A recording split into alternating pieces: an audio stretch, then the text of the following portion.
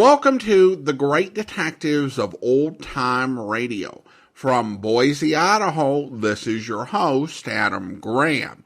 If you have a comment, email it to me, box13@greatdetectives.net. Follow us on Twitter at Radio Detectives and check us out on Instagram, instagram.com/Great Detectives. If you are enjoying this podcast, please follow us using your favorite podcast software. As you are making your travel plans for the fall, remember JohnnyDollarAir.com. JohnnyDollarAir.com is a Priceline affiliate. So if you follow the link, part of the purchase price supports the Great Detectives of Old Time Radio at no additional cost to you. So remember, when making your travel plans, check JohnnyDollarAir.com first. Well, we're going to get into episodes 3, 4, and 5 of the Jolly Rogers fraud matter. The original air dates are March 21st, 22nd, and 23rd of 1956. Let's go ahead and take a listen. From Hollywood, it's time now for... Johnny Dollar. I have your call to the Corazon de Los Angeles Hospital in Tijuana, Mexico. Good, operator. One moment. Hello? Oh, this is Dr. Fernando Hernandez. I'm Johnny Dollar, investigating the wreck of the yacht, the Jolly Roger. The only survivor reported was a cabin boy, and I understand he just died in your hospital. Yes, but under most unusual circumstances, Senor Dollar. That's exactly what I wanted to know. Also, Senor, there are some things he told me earlier that I think you ought to know. Doctor, I'm on my way down there to Tijuana to see you.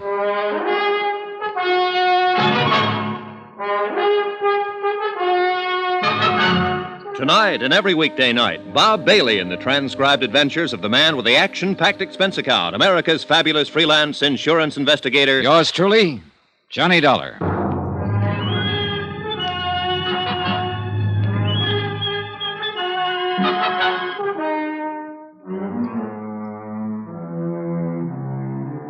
Expense account submitted by Special Investigator Johnny Dollar. Location, San Diego, California. To the Universal Adjustment Bureau, Hartford, Connecticut. Assignment, the Jolly Roger fraud. $460,000 worth of palatial yacht gone down to Davy Jones's locker. Expense account item 9, 40 cents, telephone call. To the hospital in Tijuana from a phone booth at Coast Guard headquarters here in San Diego. Because of the knack Paula Zanagian seemed to have for knowing everything I did, everyone I talked to, even on the telephone, I was afraid to let my call go through even the Coast Guard switchboard.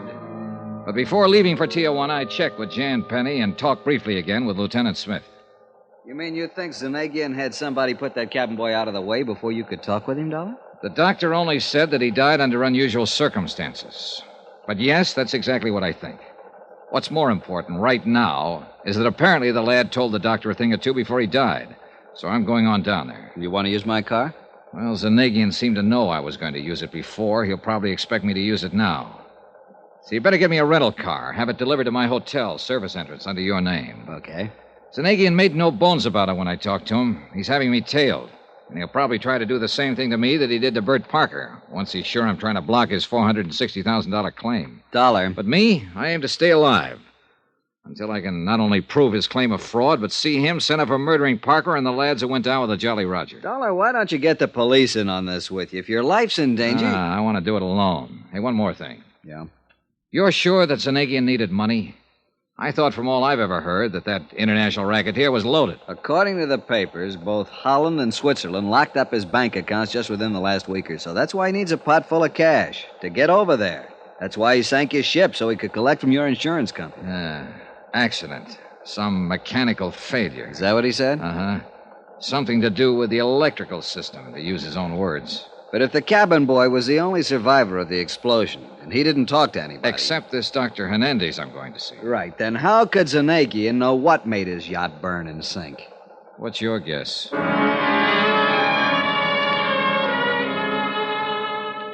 Expense account item 10, $50, deposit on rental car.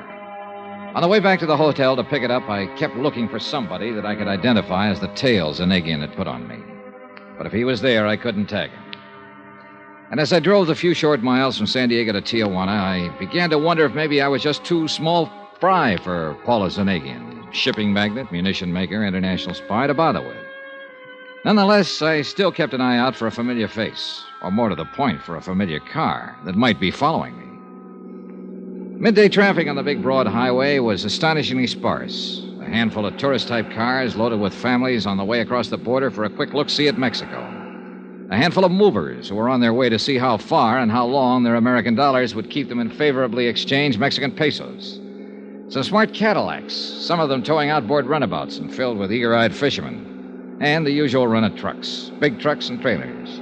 The boys who made a living behind the wheel, the best drivers on the road, wherever they were, loaded with goods for transport between states or countries or what have you. I drove fast, I drove slowly, and I still didn't see any car that might have been following me. To make sure, I took off on a gravel side road, drove a mile or more, and waited. Nobody followed me. So I finally gave up and went back to the main highway. At the border, I asked the guards where the Corazon de los Hongales hospital was, drove the car to it, parked in back, and asked the first nurse I could find, and I should have stopped right there because she was beautiful, asked her where Dr. Hernandez hung out. Hernandez spoiled a beautiful romance in the budding and led me into his office.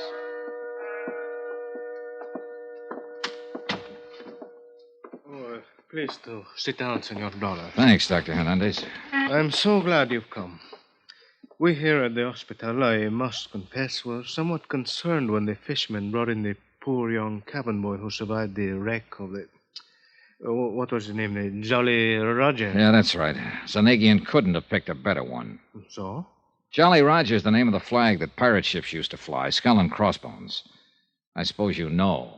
See, I know. He was a glorified pirate preying on the whole world. I'm a student of history, senor. Modern as well as ancient. In his small, selfish way, I realize that Zanegian has looted the whole world. A dangerous man. You say you were worried when his cabin boy showed up. Because there was a man who called and wished to visit him. Insisted on it. Oh? See, but... Of course, because of his condition, we could not permit it. The explosion of the ship had done a great deal of damage to his small body. When he was brought in here, I could see that immediate surgery was necessary to save his life. Well, go on, Doctor. So I operated. And as I did so, realized that divine providence would permit me to save the life of this poor unfortunate. My operation was a success. But you told me over the phone that he died.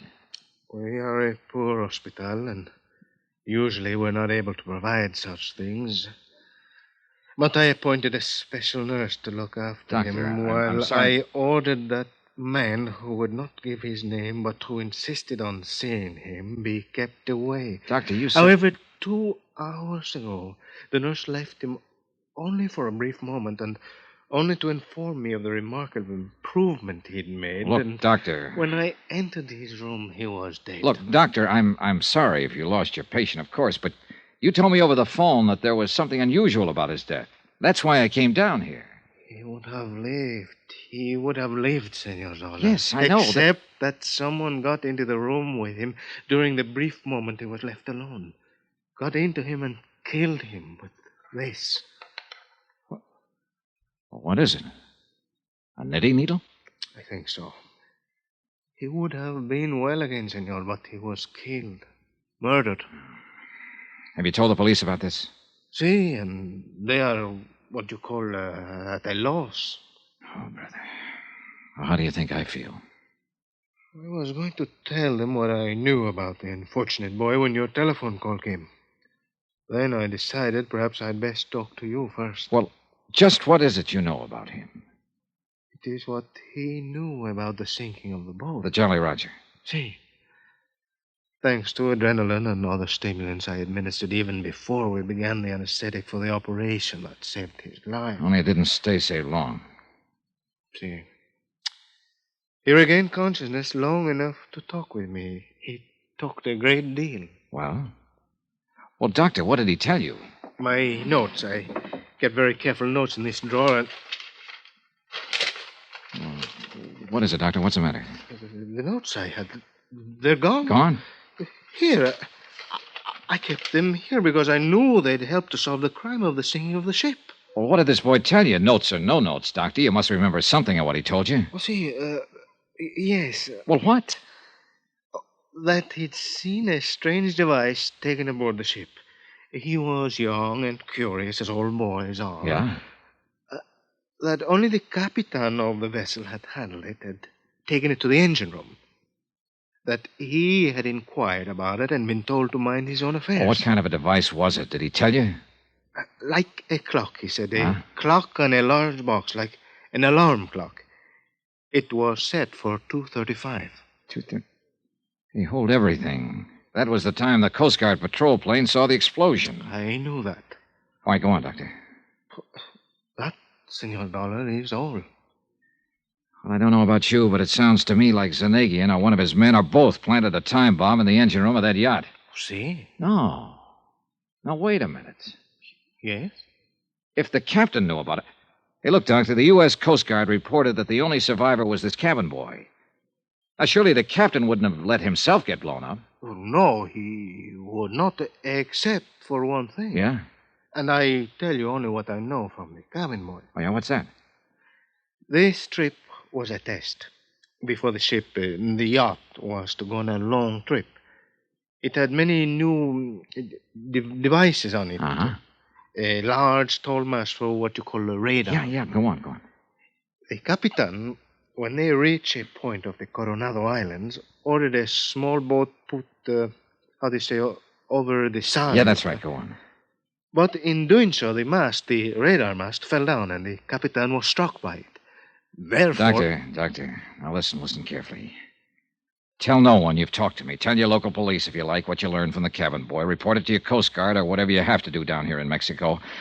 But don't, under any circumstances, let anyone know you've talked to me. I do not understand, senor. You wonder where your notes on the cabin boy are? Well, if you ask me, Zanegian is looking them over right now. Impossible. Nothing is impossible with a guy like him. Now, what I'm getting at is this. I'm a marked man, Doctor. He's after me, and he'll be after anybody who tries to help me. Cannot believe it. Well, you'd better, if you want to stay in one piece, so take no chances. I don't think I was followed down here, but I may have been. If so, your life is in danger, same as mine. So please, watch your step until I can pin whatever it takes on Zanegian to send him off for life. This is fantastic. Yeah, sure it is. But outside of you and a girl named Jan Penny and... Doctor, may I use that phone of yours for a call across the border? Well, of course. Here. Thanks. Hello? Hello, operator. I want to call Coast Guard headquarters in San Diego, California. Lieutenant John Smith. You know something? Your Mexican operators speak as good English. Hello? Yes, thank you. You seem alarmed, Senor Dollar. Are you Doc, sure I just hope you find no cause for alarm before this mess is over. But I say it again. Watch your step. The mere fact that you've talked with me... Hello? Well, where can I reach him? Well, sure, I'll talk to anybody there at headquarters. Hello, I'm calling Lieutenant John... I see. Thanks. What is it, Mr. Dollar? Lieutenant Smith is dead. What? A hit-and-run accident. About an hour after I left him. Watch your step, Doctor. See. And you too, Senor Dollar.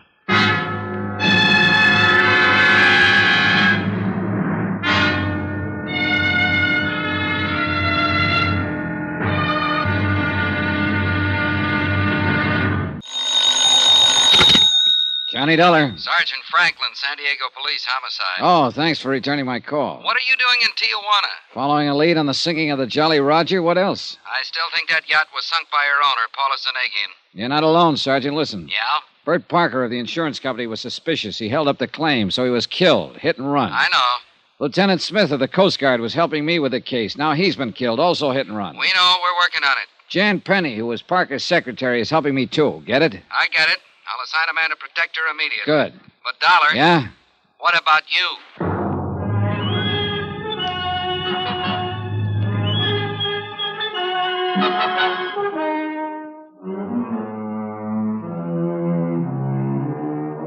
Expense account submitted by Special Investigator Johnny Dollar. Location, San Diego, California. To Universal Adjustment Bureau, Hartford, Connecticut. Assignment, the Jolly Roger fraud. The sinking of a palatial yacht of that name and a couple of murders connected therewith.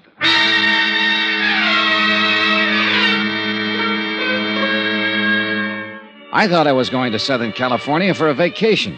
You know, a couple of easy weeks at La Jolla, sitting around in the sun, doing a bit of skin diving. Maybe even some personal investigation to see if the publicity pictures of the contents of some of those bikini bathing suits were really true.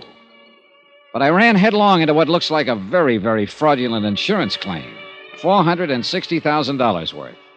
Claimed by an international troublemaker named Paulus Zanagian for the loss of his yacht, the Jolly Roger. Only the crew were aboard when it headed out toward the Coronado Islands on a test run. A tryout for a lot of new radar equipment. After a big explosion that caused the Jolly Roger to burn and sink, only one man came back. I told what I knew about him to Sergeant Franklin at San Diego Police Headquarters. And then the poor lad died there in the hospital in Tijuana, huh? Yeah, but not until he told the senior medico a couple of things that make me surer than ever that the owner, this Paulus Zanagian, planned the explosion and sinking. Evidently, Sergeant, the captain took a time bomb on board. And let himself get blown up with a yacht? Now, look, Dollar. No, not that easy. He'd have been able to get off before the time bomb exploded. If he hadn't been hit over the head by a falling radar mast. Oh, I see. But what I don't see is why Zanagian had his ship blown up in the first place. Well, if you've read the papers, you know that the Swiss and Dutch governments have put all of Zanagian's funds under lock and key. Oh? Yeah. In spite of the millions Zanagian has made off his international arms smuggling rackets, his fomenting of revolutions among the smaller countries, he suddenly found himself without enough money to get over there and do whatever is necessary to free his money. Somebody finally caught up with this international racketeer. That's right. His credit, of course, isn't any good anywhere. Big yacht, sure. But he didn't have enough money to pay his way back to Europe. Unless he could collect for the loss of the Jolly Roger. And when Bert Parker tried to stall on settling the claim... Parker didn't last long. Then I came into the picture. I talked to Zanagian. Yeah?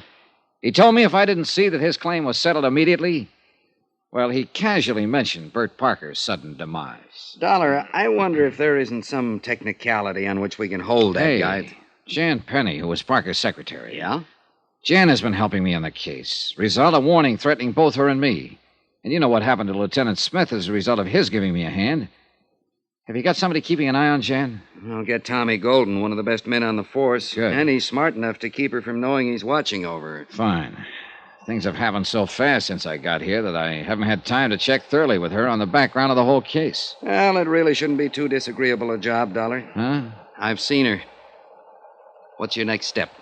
Well, first, what progress have you made in finding out who ran down Lieutenant Smith? Same story we got when your friend Bert Parker was run down and killed. Yeah? The few witnesses just weren't on the ball. In each case, it was a black Buick sedan, 54 or 55. Nobody saw a license plate. You mean there was none on the car? Apparently not. Traffic Division's going to have something to answer for. Unless the license plates were hidden just during the time of the... Well, murders is probably the right word. Possible, probable. So forgive your traffic detail. Needless to say, we're checking every public garage in town and every car in the streets, but beyond that...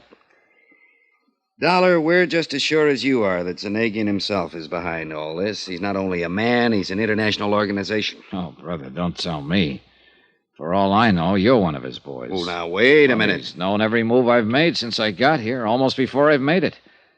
When he met me outside Coast Guard headquarters and tried to stop me from going down to Tijuana, I thought, heaven help me, that maybe Lieutenant Smith was one of his boys, until Smith was killed. He's had somebody on my tail every minute since I hit this town of yours. I'm sure of it. But I can't spot him. Dollar. Yeah? We feel the same way about Zanagian that you do. We know that wherever he goes, he has, well, it sounds corny, but call them henchmen hanging around with him. Maybe it's just one or two, or maybe it's a dozen. And we've tried to spot him, but no luck. Certainly none of the crew of the Jolly Roger were among them, or he wouldn't have let them get blown up. Or maybe he doesn't have any little helpers. Maybe he does everything himself. You know, it's funny you should say that. It was he himself who took out the policy on the Jolly Roger. It was he who personally made the claim. It was he who drove his car around to meet me at Coast Guard headquarters. As a matter of fact, it was... That's impossible. Can you tell me why? Oh, because he alone couldn't have known about my coming out here, my every movement. He'd be crazy to drive the hit-and-run cars that killed Parker and Smith. And after all, there were a couple of husky characters standing around quietly in the corners of his penthouse suite when I called on him. One of them 6'2", black hair, and a scar from his right ear nearly to his chin. Yeah. He's been watched every minute he's been out of Zanagian's hotel room ever since they got here. A short, heavy-set, wormy little man. That's right. Him, too. We got nothing on him. Except that we know they're working for Zanagian. What's your next move, Dollar?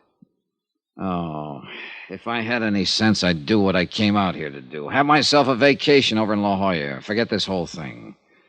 Let the insurance company pay the claim on the Jolly Roger. Let Zanagian get out of the country and forget it. You'd be able to forget the threats on your own life, Dollar? Yeah, and I'd be able to... Hey, wait a minute. What about Jan Penny? I told you I'll have a man looking after her. Oh, yeah. Well, I guess the best thing I can do is take her over to Bert Parker's office, have her open the files, and see if I can find something there to get to work on. Incidentally, Dollar, she drives a black Buick. I hate to say it, Sergeant. Have you checked it out?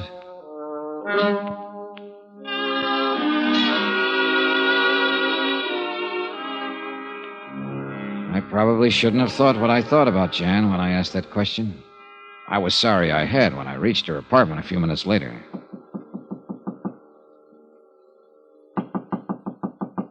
Who is it? Johnny Dollar. Johnny, I'm so glad. I was worried about you. Has something happened, Jan? I was worried about you, that's all. When you told me you were going down to Tijuana alone, well, I was worried about you. Oh, thanks. Hey, look, Jan, let's get down to business. Did you go down to the office this morning? Yes, I took a cab down there right after breakfast and spent the entire day. Uh-huh. Were the files on Zanagian's policy on the Jolly Roger intact? Well, yes, why do you ask that? And nobody bothered you there? No, except... Except what? Johnny, it's the reason I'm so glad you're here. What is? All day I've had the feeling I'm being followed. Well, maybe you are. Because of the warning over the phone. The one I told you about. And you still don't know who it was? No, but Johnny, the warning was for you, too. If you don't lay off this case. Is that the way the voice on the phone put it? Yes, and it threatened me if I helped you. Look, Jan, you want to back out while you're still in one piece? You know what happened to Bert Parker when he tried to buck Paulus Zanagian? I love Bert, Johnny. He was the kind of man you are. Honest and good and... Oh, Johnny, why don't you get out of this case? Pay him off, anything. But don't risk your life on it, too. You really mean that, don't you? Oh, you're fine, and don't you see this madman Zanagian will stop at nothing to hurt the people who oppose him. And if you keep on... Even if it means forgetting about finding out who killed Bert Parker? Yes, Johnny, yes. If it means putting your own life in danger, settle his claim, anything. How about you? I'll go away. I'll go somewhere else and try to forget the whole thing. Oh, Johnny, listen to me. I'm listening. It isn't worth it to take the risk you're taking. Jan, it's my job. Look, why should you worry about me? Because even if I have only known you a few days, I don't know, maybe it's rebound. Maybe I'm acting like a baby, but since Bert was... Oh, Johnny, I'm so alone and I'm so lonely.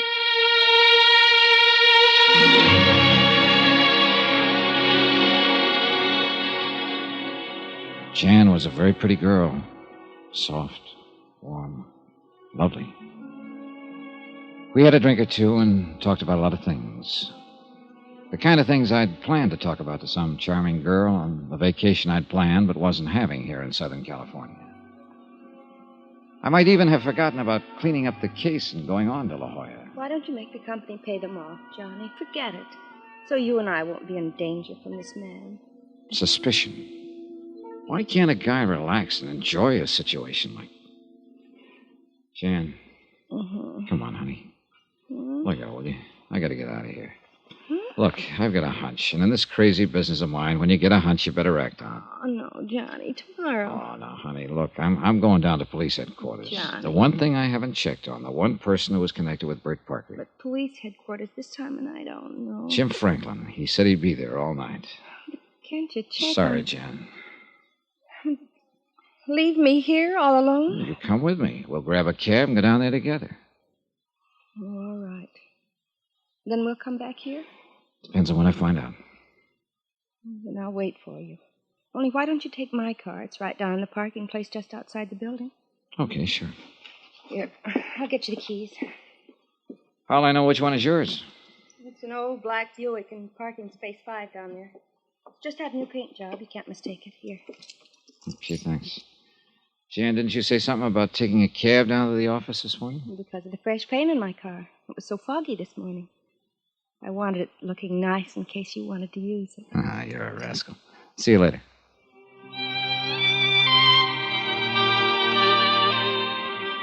I kissed Jan goodbye for the time being and left. I hadn't the least idea in the world of contacting Sergeant Franklin at that time of night. But I had to think this thing out. Suspicions, pure and simple, about a lot of things that might explain how Zanagian had known my every move since I arrived in San Diego. Yeah, that was it. Get out on the road in the fresh air alone and think a bit. The black Buick was parked in the lot in Space 5, all shiny in its new coat of paint. Yeah, new paint. That might cover up any marks a hit-and-run killer made. I was about to close the door, turn the switch, and take off when I noticed that somebody, the car painter perhaps, had left the hood open. I stepped around to the front of the car to slam it down when my guardian angel, or whatever it is, told me to take a good look inside. I'm glad I did. Glad I'd noticed the hood partly open. That I hadn't turned on the key. Because wired to the ignition was a bomb that would have blown me to kingdom come.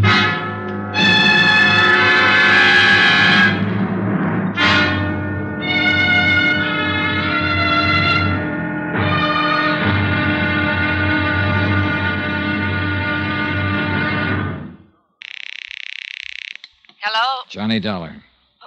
Johnny? You sound surprised, Jan. Well, yes, I am, dear.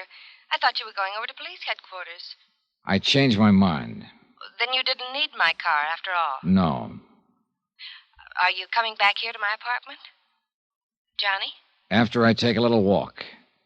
As I told you, I've got to think this case out, and I can't very well do it wrapped up in your arms. Oh, can I? Why don't you take a drive along the shoreline in my car? Want to come along? Jan? I'll wait for you here. Yeah. See you in a little while. Much sooner than you think, baby.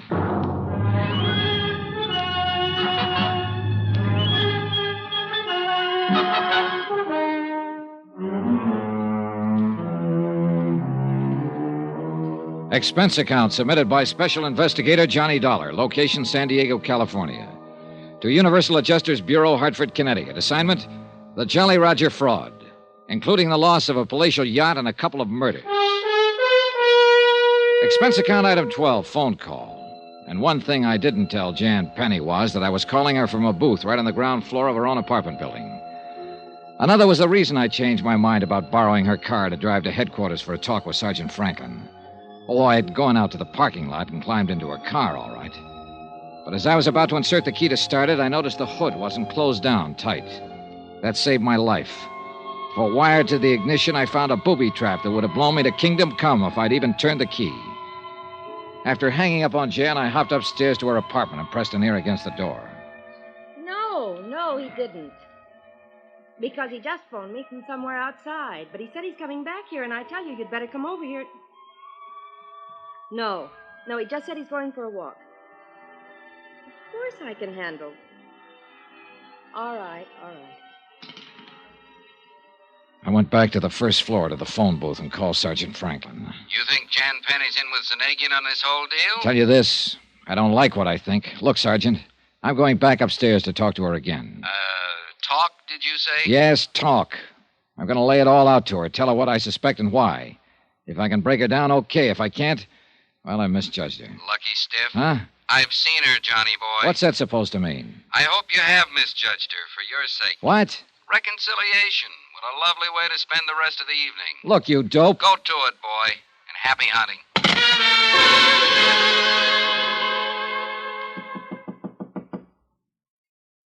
Who is it? Johnny? Yeah. My, that was a short walk. But I'm glad. Are you? Or are you sorry I didn't stay away longer so you could get some help? Help? Sit down. Sit down, Jan. I want to talk to you.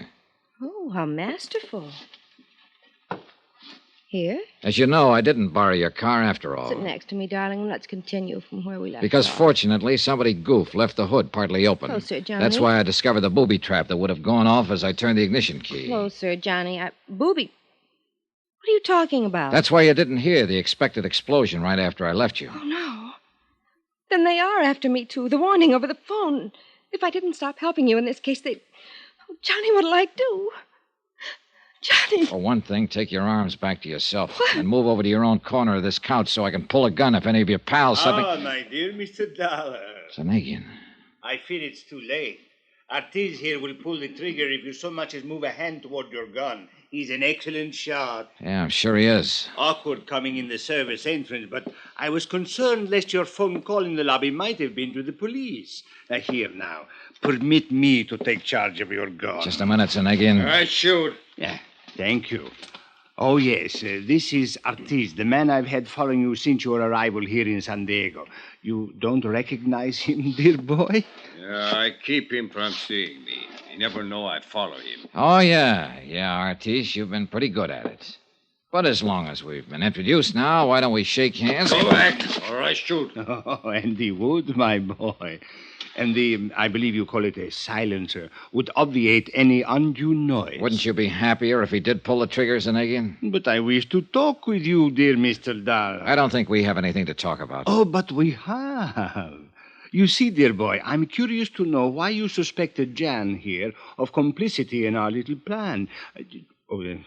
Lovely girl, isn't she? Pretty obvious, isn't it? Now? Oh, forgive me.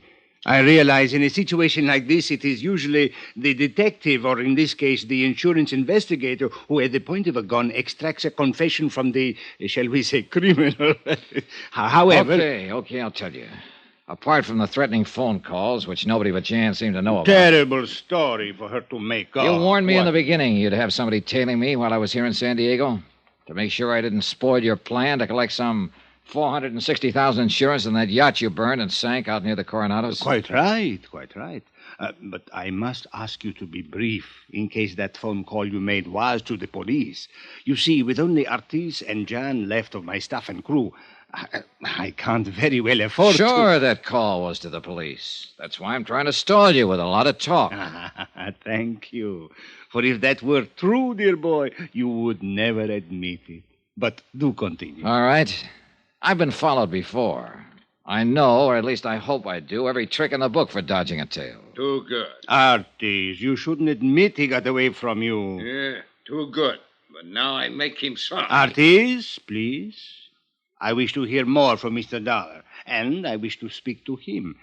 As a matter of fact, dear Mr. Dollar, there is really no need for you to continue. You are a very intelligent young man. Well, thanks. You realize that no one but our little Janet could have provided me with all the information I had.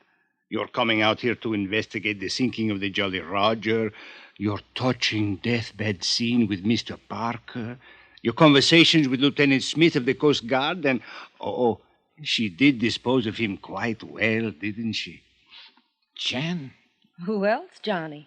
Who else could have run down Bert Parker without leaving him? You ought to have your neck... No. Artis, please. I wish to talk with Mr. Dollar. No wonder you insisted I drive your booby-trap car tonight. Really, darling, I'm glad that you didn't.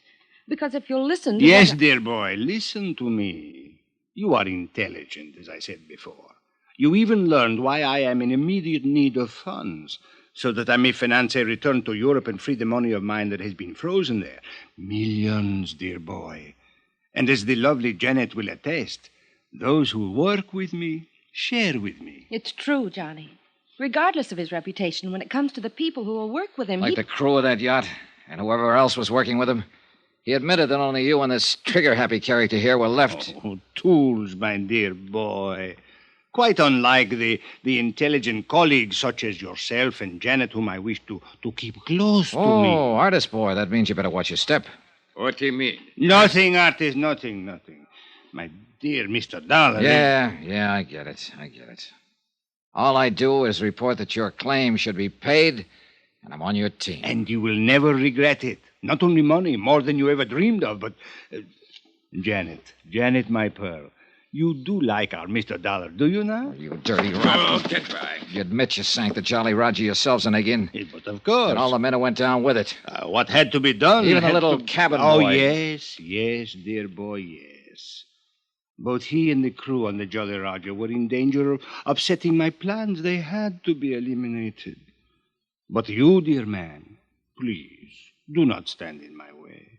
Much as I like and respect you, if you do, you will leave me no choice but to eliminate you.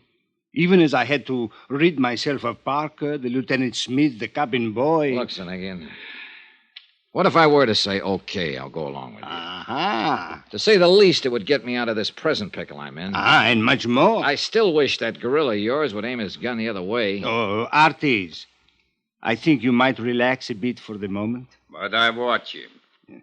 Go on, dear boy. Okay. What kind of assurance do you think you'd have that I wouldn't double-cross you? There is the factor of fear. Fear? Oh, my dear man, don't you see? The choice is as simple as this, and the choice is yours. You either accept my offer now, or you accept a bullet from Artie's gun. The latter I would regret exceedingly. Not only because of you, I like you, but because it would mean temporary interruption of my plans, a quick trip across the border to avoid being found when your body is discovered, and the necessity of devising some other means for attaining passage to Europe. But far more formidable problems have been overcome many times. Dear Mr. Dollar, I do not wish to have to discuss this further. So tell me... Zanegian, I have good news. Yes? For me, not for you. You mean you refuse? No, dear boy. No, I mean you aren't going to have to discuss this any further. You won't be able to. But, my dear... Much as I'd like to tie up this case with a big fancy ending, a real dramatic tagline... I do not understand all you, of dear your boy. long-winded confession a minute ago might just as well have been stated in court. What? As a matter of fact, you'll probably hear it in court, word for word. I do not understand. You and this homely trigger man of yours aren't the only ones who know about the service entrance to this apartment. Wallace! What do you mean? You may as well give up quietly, because the gentleman standing in the doorway directly behind No! you is Sergeant Franklin of the San Diego... Oh, no, you don't, Artie. I've been wanting to target yours. No, please! Do not hurt me! Help, please!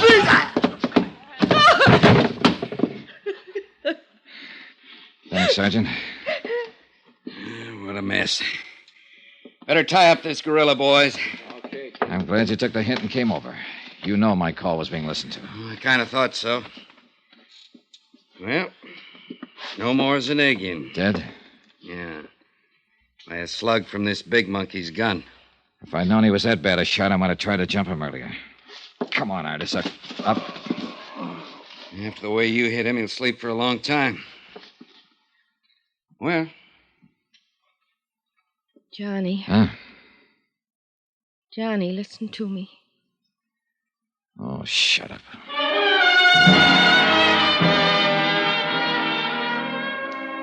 Expense account item 14, $217.50, hotel in San Diego, incidentals and plane fare back to New York and Hartford. Expense account subtotal $523.23. I'll give you the rest when I finish my vacation in La Jolla, the one you promised me. Remarks? The fabulous crooked empire of Paulus Zanegian is kaput. The same way it happens when every man who tries to break the rules of international law and order. You might almost have called it death by his own hand. Though, of course, little Artie will be made to pay for it. Jan, same thing, I guess. Why did they do it? Yours truly, Johnny Dollar.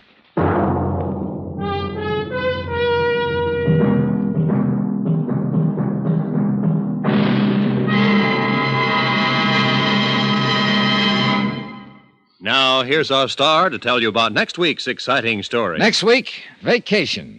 And a beautiful romance that turned out to be a prelude to murder. Join us, won't you? Yours truly, Johnny Dollar.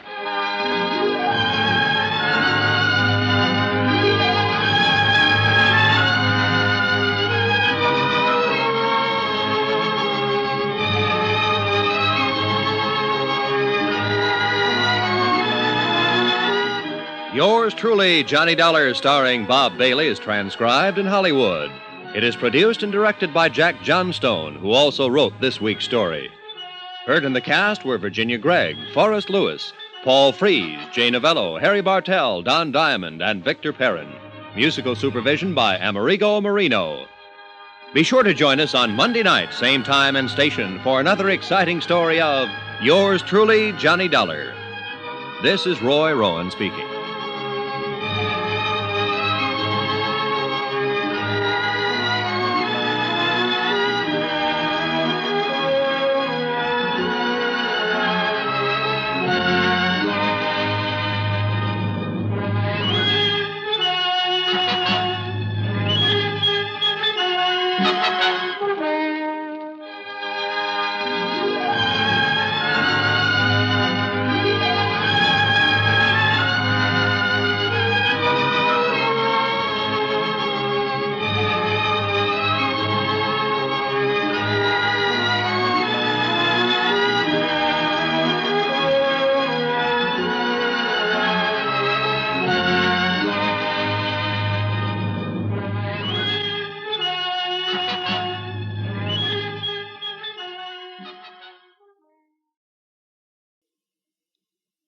Welcome back. Well, another Jack Johnstone script. And it has to be said that the story does a good job of building Zanegian up as this truly sinister mastermind. And Jay Novello's performance, once again, was spot on and dripped with that great polite malevolence that really does make for a compelling villain. Plus, it has to be said that there was a fairly high body count in this story, even leaving aside the initial sinking of the Jolly Rogers. And there are some really good tense moments, particularly the end of episode 3. The story is noteworthy for introducing Pat McCracken. As I've said, Jack Johnstone was really big on continuity, on making Johnny feel like a real person, and giving him real people he worked with, as opposed to nothing but interchangeable generic insurance men. McCracken, along with Harry Branson, and one or two others, would kind of become this core of people who would call Johnny in several times and become recurring characters on the series. One thing I found myself curious about when I was listening to the episode this time is whether Zanegian might have been based in part, or at least inspired by, Basil Zaharoff. Zaharoff was an international arms dealer who was quite the scoundrel, but in life received plenty of honors and decorations, including from the British Empire. We actually covered him in one of the early episodes of the war. There was an episode of a series called Intrigue that was made about his life and how he cheated and backstabbed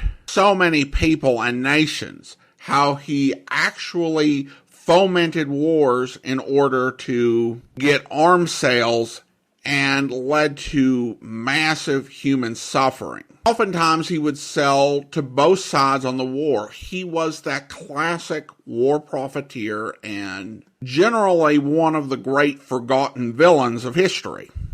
And I wonder if he was, at the very least, an unconscious inspiration for the character that Johnstone created. Now, while I think the story is entertaining, there are some flaws in kind of the continuity within the story. For example, in episode 3, Lieutenant Smith tells Johnny that the story of Zanegian's funds being frozen was in the papers. In the final episode, Zanegian acts like Johnny has uncovered something very clever. And then in episode 4, in the opening phone call, Sergeant Franklin promises to provide Jan police protection, but when Johnny talks to Sergeant Franklin in person, he still hasn't done it and promises to assign a man. Though maybe that's not a mistake. It probably is a mistake, but we could also write it off as sloppy police work. I also think Zanegian's point about how inconvenient it would be for him and how it would effectively end his chance at being able to collect if Johnny were to turn up dead was certainly a valid point when he tried to bribe him in the final episode. The problem with that is that Zanegian tried to kill Johnny with a car bomb, which makes for a very cool cliffhanger and a great clue. It just doesn't make sense. I think that the killing of Lieutenant Smith could be justified as Zanegian really trying to pressure Johnny into paying off the claim. But his attempt to kill Johnny in the 4th episode is really illogical. But that said, it's still an exciting story, and I hope you enjoyed it.